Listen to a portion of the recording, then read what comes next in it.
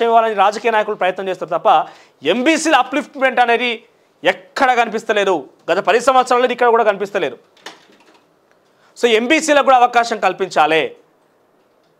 కేవలం కొన్ని సామాజిక వర్గాలకు నిలయంగా కాకుండా అన్ని సామాజిక వర్గాలకు అట్లీస్ట్ ఒక అవకాశం కల్పిస్తే వాళ్ళ గొంతు అసలు వాళ్ళ సమస్య ఏంది, ఆ సామాజిక వర్గం ఎటువంటి సమస్య ఎదుర్కొంటున్నది, వృత్తిపరంగా వాళ్ళు ఎటువంటి సమస్యలు ఎదుర్కొంటున్నారు, వాళ్ళకి ఏమేం అవసరాలు మనం రూపొందించాలి, ఏమేం హక్కుల కోసం వాళ్ళు పోరాడుతున్నారు, ఏ అవకాశం కల్పిస్తే వాళ్ళు పైపెచ్చు బయటికి వస్తారు, వీటి గురించి కూడా మాట్లాడాల్సిన అవసరం కూడా ఉంటుంది.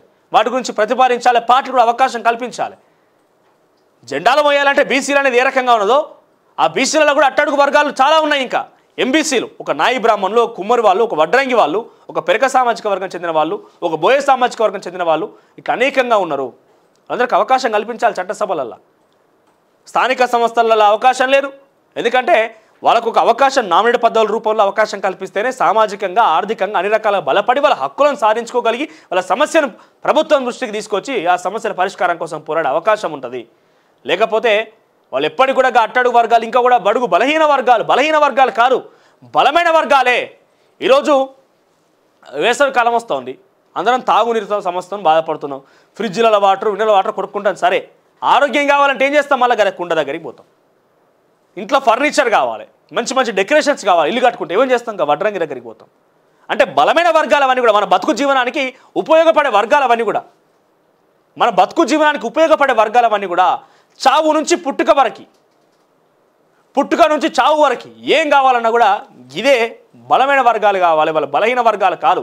వాటిని బలహీన వర్గాలుగా మార్చి వాటి మీద రాజకీయాలు చేసే ప్రయత్నం రాజకీయ పార్టీలు చేస్తున్నాయి. గా వర్గాలకు కూడా అవకాశం కల్పించాలి. ఎంబీసీ వర్గాలకు కూడా డెఫినెట్గా రాష్ట్ర ప్రభుత్వాలు ఏమున్నా, అది కాంగ్రెస్ అయినా బీఆర్ఎస్ అయినా, పార్టీలు ముఖ్యంగా రాజకీయ పార్టీలు అని అవకాశం కల్పించాలి.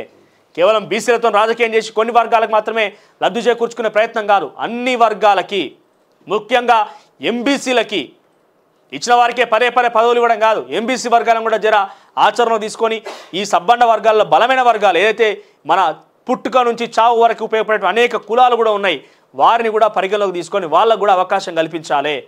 అది ఎక్కడ కల్పిస్తారా, ఏ రకంగా కల్పిస్తారా మీ ఇష్టం, కానీ వాళ్ళకి అవకాశం కల్పించాలి. అసెంబ్లీలో చూడరు, ఒక్కసారి మీరు బేరీజ్ వేసుకొని అసెంబ్లీలో ఏ సామాజిక వర్గాలు ఉన్నాయని అంటే కులాల గురించి ప్రస్తావించడం తప్పు, కానీ వాళ్ళ సమస్యలు బయటకు రావాలంటే ఎట్లా, ఎవరు మాట్లాడాలి? మరి ఎన్ని వినతులు ఇచ్చినా పక్కన పెట్టేసి డస్ట్బిన్లకు పోతుంది తప్ప ఏం వినతి స్వీకరించి ఏ సామాజిక వర్గం గురించి మీరు ప్రోద్బలం కోసం మాట్లాడుతున్నారు? అన్ని పరిగణలోకి తీసుకోవాలి.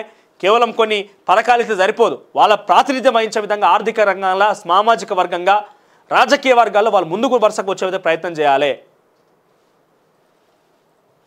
ఇక వెనక్కి తగ్గని రైతన్న